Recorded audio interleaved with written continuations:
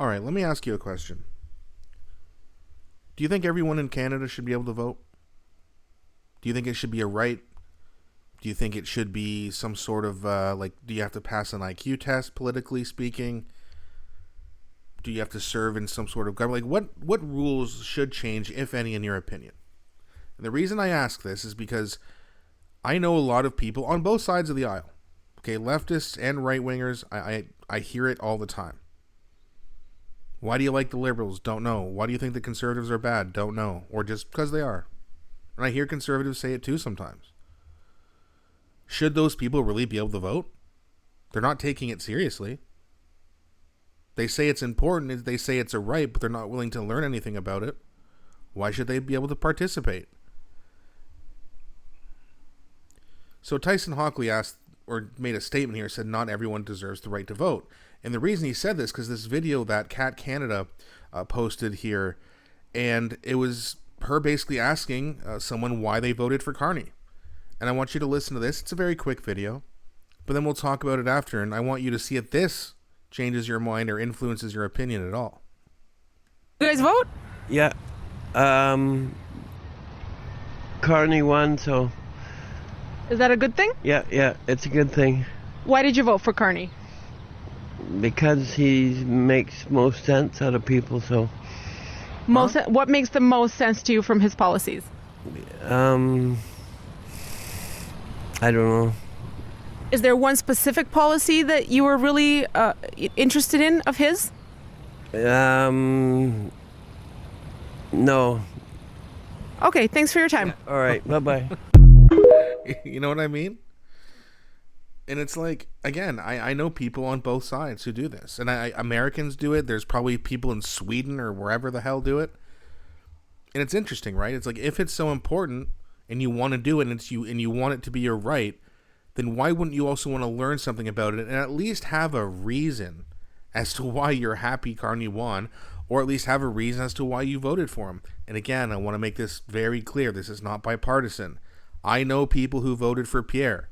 I asked them, why did you vote for Pierre? They said, I don't know. I don't like the Liberals. There's so many low IQ, uninformed voters. If you want to vote, you should know something about it, right? If you want to drive a car or do anything else important, you have to go through a crash course.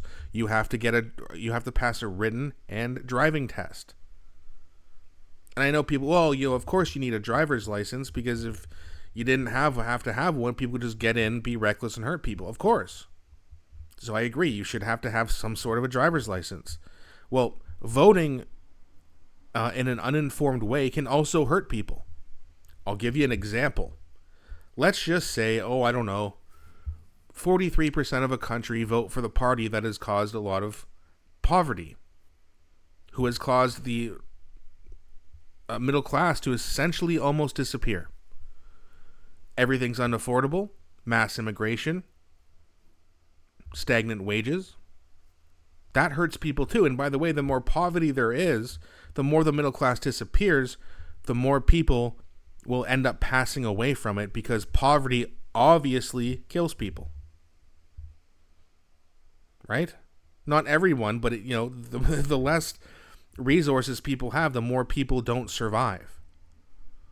So voting the wrong way, or not being smart enough to vote for what seems to be the right way, and again, whether you trust politicians or not, you should at least be able to give an informed reason as to why you vote for a certain person. Because if you get it wrong, and the media, for example, manipulates you into voting for someone, and the next thing you know, you go to sell your house and the government takes almost all the profit from taxes. I think it's called like a capital gains tax or something like that. Anyway, this is all hypothetical. But if you did vote for a party who is clearly the more evil and has hurt people, and let's just say, let's give a random time frame of about 10 years. So let's say there's been a party in Canada who's been in charge for 10 years, right?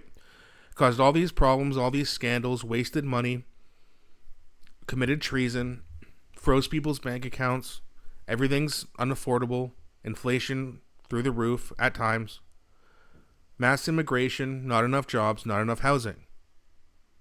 and then vote for that party again because they switched out a new leader. And that's the only reason why. Is that really an informed vote? No, it's not.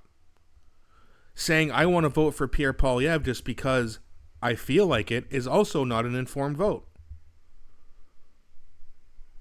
So, I'll ask.